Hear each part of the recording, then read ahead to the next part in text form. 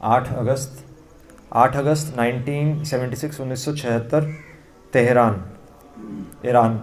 शिला Prabhupada Iran में है, Tehran. शिला प्रभुपाद कह रहे हैं, आई थिंक मॉर्निंग कन्वर्सेशन है, जब जेब कतरा आपकी जेब से पैसा निकालता है तो वह अपराधी बन जाता है, और जब पत्नी आपकी जेब से 1000 रुपये निकालती है तो आप उसे अपराधी नहीं मानते, किंतु हमने उन्हें रिश्तेदार नाम दिया है।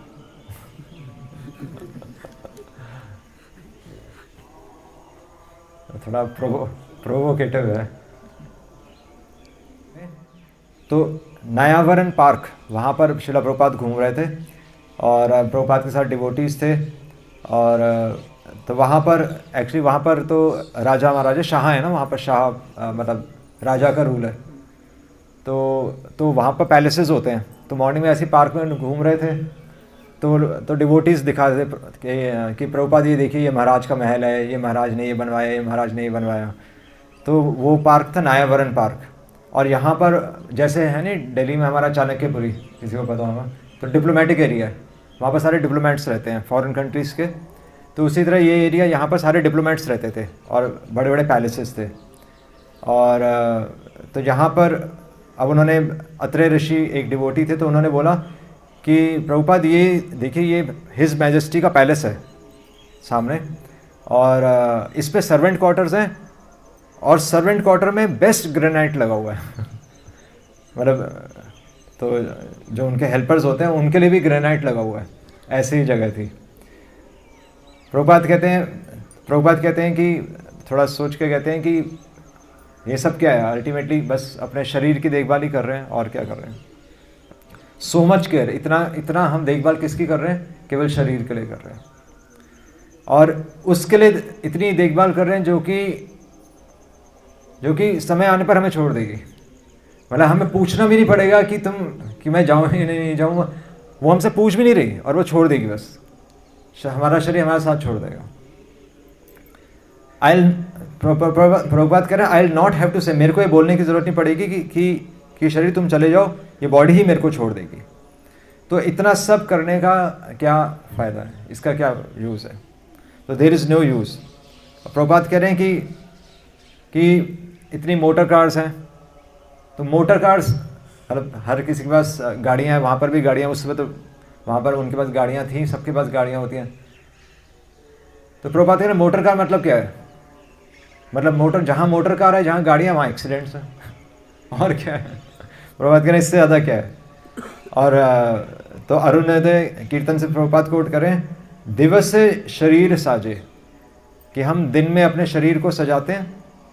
दिवस से शरीर साजे, मिचे निद बशे गेलो रते राती, मिचे निद बशे गेलो रे राती, कि रात में हम इस शरीर को आराम देते हैं और दिन में इस शरीर को सजाते हैं।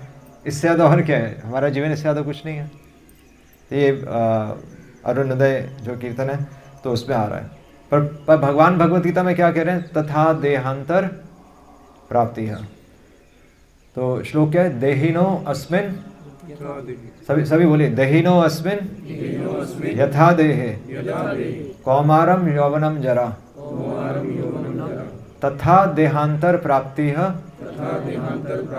धीरः तत्र न मुह्यते। तो शिला प्रभुपाद बहुत अच्छी एनालॉजी दे रहे हैं। प्रभुपाद कह रहे हैं कि सिंपल भगवान भगवत गीता में क्या कह रहे हैं कि कौमारम यौवनम जरा, एक सिस्टम चल रहा है ना, कुमार अवस्था, जन्म हुआ, कुमार अवस्था, यौवन हुआ, कौमारम यौवन, बुढ़ापा हुआ और मृत्यु हो गई। एक सिस्टम चल रहा है, नहीं चल रहा? तो प्रभुपाद कह रहे हैं मृत्यु के बाद कैसे खत्म हो जाएगा? मतलब बहुत अच्छा लॉजिक लगा मेरे को। प्रभुपाद कह रहे हैं एक आपकी सीक्वेंस से चीज़ चल रही है, एकदम से बंद कैसे हो जाएगी? यानी कि मृत्यु के बाद भी कुछ चलना है। तो साइंटिस्ट यही कहते हैं ना कि अगला जीवन नहीं है। अगला जीवन किसने देखा है?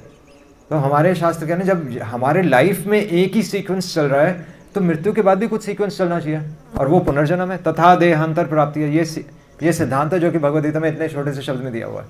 तथा देहांतर प्राप्ति मतलब साइंस है कि नहीं है? साइंस, साइंटिस्ट यही नहीं समझ पा रहे, और चांद पे जाने की बात कर रहे हैं, यही नहीं समझ पा रहे।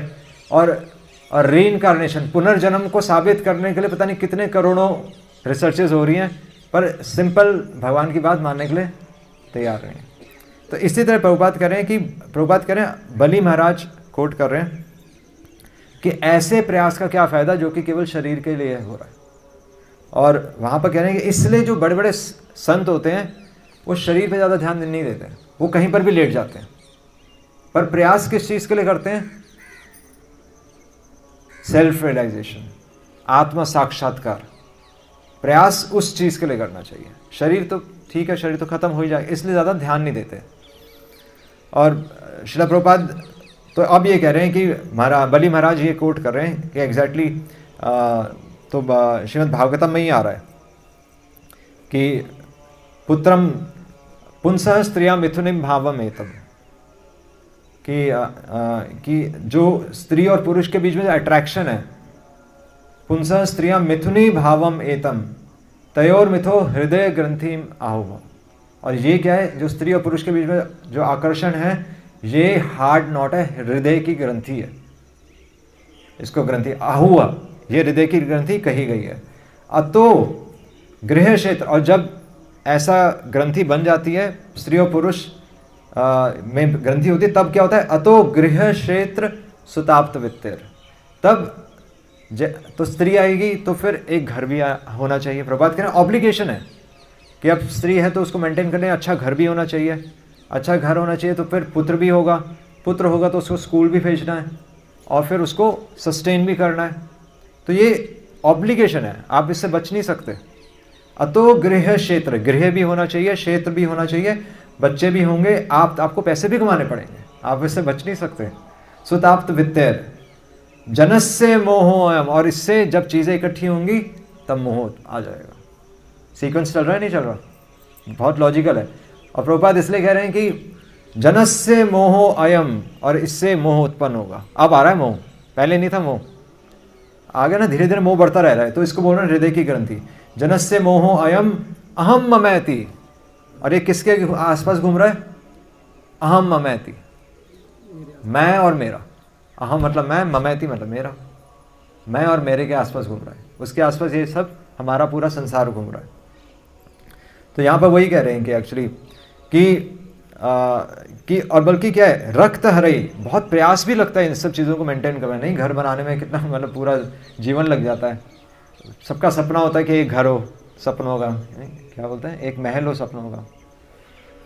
तो प्रभुपाद कह रहे हैं यहाँ पर सीधा कह रहे हैं कि इसलिए ब्रह्मचारी लाइफ बेस्ट है कि आपको ये सब करने की ज़रूरत नहीं है, आप सिंपल भगवान का नाम लीजिए।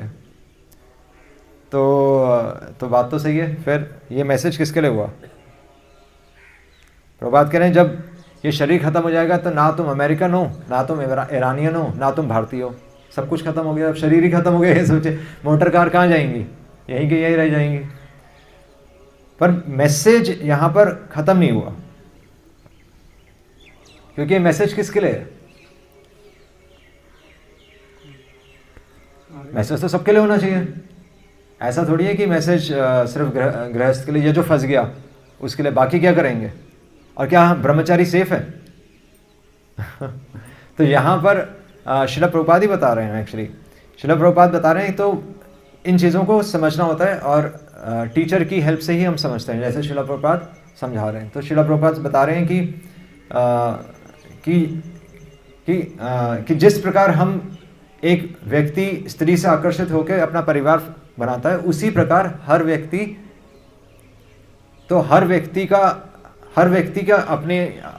की अपनी पत्नी है। और वो पत्नी क्या है?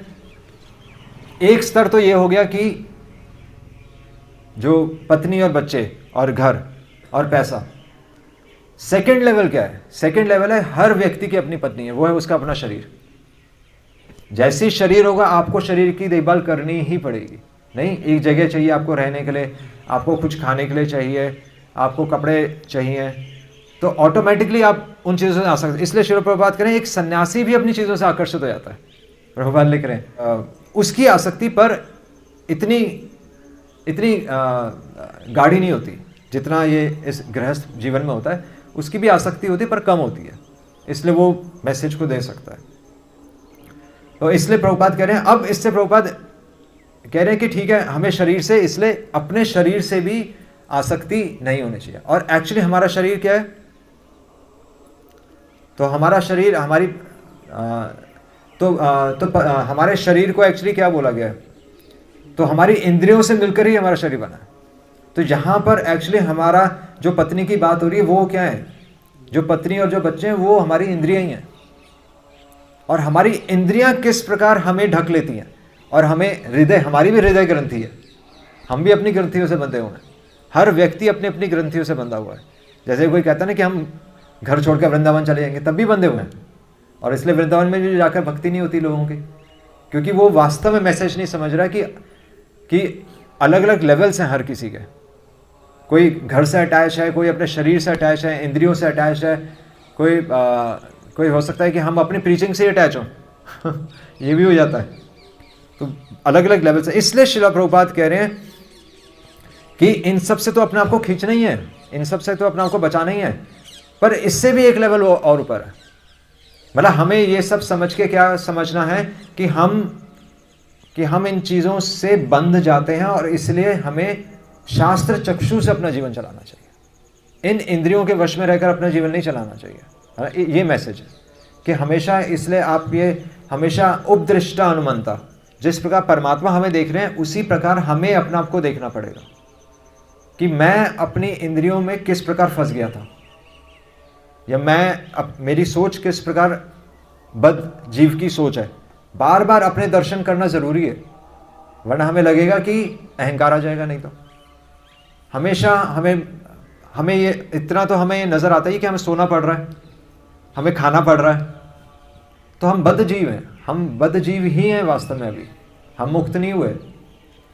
और श्रील प्रभुपाद इससे भी एक लेवल और ऊपर लेके जा रहे हैं कि आपने पति और पत्नी बच्चे, अगर उनको आप अलग देख रहे हो, अपने शरीर को भी और इंद्रियों को भी अलग देख रहे हो, अब एक लेवल इससे भी ऊपर है। श्रील प्रभुपाद कह रहे हैं it is not that we should be neglectful to the body. अब आपको ऐसा भी नहीं है कि शरीर का ध्यान नहीं करना है। वापस आ गए प्रभुपाद, सर्कल है। शास्त्र हमेशा सर्कल में लेकर आएंगे आपको ना, क्योंकि ऐसे सबको छोड़ना होता तो हम भी हिमालय पर जाकर बैठे होते, नहीं हम इधर क्यों बैठे होते। पर प्रभुपाद लेकर आ रहे हैं it is not that we should be neglectful to the body, हमें नेग्लेक्ट नहीं करना। और प्रभुपाद एग्जाम्पल दे रहे हैं, just like that example. Prabhupada कह रहे हैं जिस प्रकार एक पेड़ पे फल और फूल होते हैं, तो फल और फूल पेड़ से आ रहे हैं, तो आप पेड़ को पानी दोगे नहीं दोगे? पेड़ पौधों को पानी दोगे तभी तो फल फूल आएंगे। इसी प्रकार भगवान को हम कैसे अनुभव कर सकते हैं? इसी शरीर से। तो ये शरीर जो हमें पहले अपने लिए लग रहा था, अब ये शरीर भगवान की सेवा में लगाकर हम भगवान को अनुभव कर सकते हैं। इसी प्रकार प्रभुपाद तो प्रभुपाद ने ही तो एक्चुअली भारत में आकर तो जो फॉरेनर्स थे तो उनकी मैरिज खुद करवाई। प्रभुपाद ने सन्यासी होकर तो अपने डिसाइपल्स की मैरिज करवाई। तो ये तो बिल्कुल ही विपरीत है। तो प्रभुपाद ने वहाँ पर यही सिद्धांत यूज़ किया। प्रभुपाद ने उनको वर्णाश्रम में लेकर आया। एक्चुअली प्रभुपाद ने बोला कि अपना जीवन जियो, क्योंकि वो तो बिल्कुल पशु जीवन जी रहे थे। प्रभुपाद ने बोला कि ऐसा जीवन जियो कि भगवान का स्मरण आ जाए। मतलब ऐसा नहीं कि दूर भाग रहे हैं हम किसी चीज़ से। आप जिस आश्रम में हो उस आश्रम में रहकर हर वस्तु को भगवान की सेवा में लगा दो, ये पराकाष्ठा है। और यही श्रील प्रभुपाद कह रहे हैं कि if we neglect the tree, अगर हम इस शरीर का ध्यान नहीं देंगे, या मान लीजिए जो गृहस्थ हैं वो अपने परिवार का ध्यान नहीं देंगे, तो क्या होगा? तो फल और फूल नहीं आएंगे। यानी कि वहाँ पर वो क्या बोलते हैं, क्लेश होगा। वहाँ क्लेश होगा तो किसी की भक्ति नहीं होगी, है ना। तो अनुकूल होना चाहिए, भक्ति के अनुकूल हर किसी को बनाकर चलो। और प्रभुपाद कह रहे हैं if we cut the tree it will dry up and there will be no fruits and flowers. तो हमारे जीवन में फल और फूल क्या है? यस, कि हमारे जीवन से भक्ति नहीं, हम भगवान के लिए हम कुछ भक्ति कर सकें, बस ये है। मतलब हमारा उद्देश्य ये नहीं कि हमारे पास एक बड़ी गाड़ी हो, या हमारे घर में ग्रेनाइट लगाओ, महंगे, या इटालियन मार्बल बड़ी बड़ी चीज़ें हम सोच सकते हैं। वो उद्देश्य नहीं है। हमारे जितने भी संतों में, हमारे जितनी सभ्यता में ये संदेश कभी नहीं था कि आप चीज़ों को इकट्ठा करो, तभी लोगों के खेत होते थे और वो आराम से चारपाई पे सोते थे और सबको नींद आती थी। आजकल करोड़ों के घर हैं पर लोग गोली खाकर सोते हैं। अरे डिफरेंस है कि नहीं डिफरेंस? और इसलिए प्रभुपाद कह रहे हैं हमारा बिजनेस स्वजन आख्या दासु नहीं होना चाहिए, अपने बारे में अहम ममैती नहीं होना चाहिए, बस सेंटर में भगवान होने चाहिए। ये हमारे जीवन का उद्देश्य है। ये श्रील प्रभुपाद समझा रहे हैं। The fruits and flowers, this human body, the fruits and flowers means self realisation, आत्म साक्षात्कार। अपने दर्शन, हमेशा हमें अपना दर्शन करते रहना चाहिए कि ये शरीर और इंद्रियां मेरे को जड़ेंद्रिया तहे काल, मतलब दिन में हम 3 बार प्रसाद लेते हैं, 2 बार प्रसाद लेते हैं, तो क्या गा रहे हैं? शरीर अविद्या जाल जड़ेंद्रिया तहे काल, बार बार हम ये रिपीट कर रहे हैं, पर उसमें उसकी अहमियत नहीं हम समझ रहे। महाप्रसादे गोविंदे नाम ब्राह्मणे वैष्णवे स्वल्प पुण्यमृतम राजन। नाम ब्राह्मण और वैष्णव में हमारा विश्वास उत्पन्न नहीं हो रहा, क्योंकि पाप है हमारे और हम अपने आप को बहुत महान समझ रहे हैं। तो वो हमें समझना है कि हम कहीं से अभी महान कुछ नहीं है, बड़ी मुश्किल से हम भक्ति के इस मार्ग पर आए हैं और बड़ी मुश्किल से हम चीज़ों को समझ रहे हैं। तो हमेशा भगवान से हमें प्रार्थना करनी चाहिए कि हमें माया से प्रार्थना करनी चाहिए, माया का ग्लोरिफिकेशन करना चाहिए कि माया ये सब करवा रही है, मैं कृपया भगवान मुझे बचा कर रखिए कि माया देवी में कि मुझे भगवान की सेवा में ही लगाइए। हम महामाया से नहीं, हम योग माया से प्रार्थना करते हैं कि कृपया हमें भगवान की सेवा में लगाए रखिए और हमारे अंदर उल्टे पुल्टे विचार ना आए। ये प्रार्थना हमेशा हमारी रहनी चाहिए और इस दिशा में हम हमेशा प्रयास करते रहें। बस ये जीवन है। फाइट करते करते मरेंगे तो फिर जो फाइट करते करते मरता है वो कहाँ जाता है? उसको तो वैसे ही स्वर्ग की प्राप्ति होती है। तो भगवान कह रहे हैं तेषाम अहम समुद्धरता, जो फाइट करते करते मरेगा उसको मैं बाहर निकाल दूंगा। ज़रूरी नहीं आप जीतें पर फाइट करते करते मरेंगे, भगवान कह रहे हैं मैं उसके साथ में। तो ये श्रील प्रभुपाद ये 3 लेवल्स ऑफ अंडरस्टैंडिंग बता रहे हैं, इसको हमें अपने जीवन में प्रैक्टिस करना है। हरे कृष्णा। श्रील प्रभुपाद की जय।